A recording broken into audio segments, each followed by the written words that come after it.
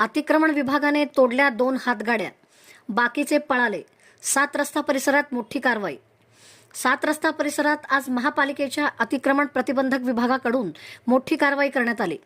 रस्त्यावर उभ्या असलेल्या खाद्यपदार्थांच्या हातगाड्यांमुळे वाहतुकीला अडथळा निर्माण होत होता असल्याची तक्रारी नागरिकांनी केल्या होत्या.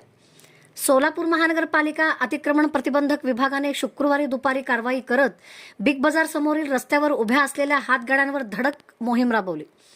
सकाळ आणि सायंकाळच्या सत्रात येथे मोठ्या प्रमाणात खाद्यपदार्थांच्या गाड्या उभ्या राहत असल्याने रस्ता अरुंद होत होता.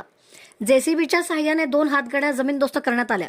मात्र कारवाई दरम्यान 5 ते 6 गाडी चालकांनी आपापल्या गाड्या हटवून तेथून पळ काढला. त्यामुळे त्यांच्यावरची कारवाई थांबली. कारवाई पाहण्यासाठी नागरिकांची गर्दी झाली होती. अतिक्रमण पुन्हा केल्यास कठोर कारवाई करून गाड्या जमीनदोस्त केल्या जातील असा इशारा विभाग प्रमुख जगन्नाथ बनसोडे यांनी दिला आहे.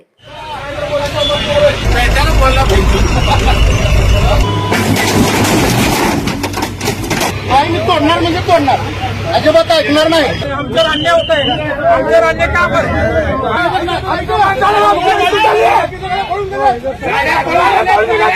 कोण सांगायला येऊ नका साहेब. नाही, आम्हाला विनंती करा तुम्हाला. बघा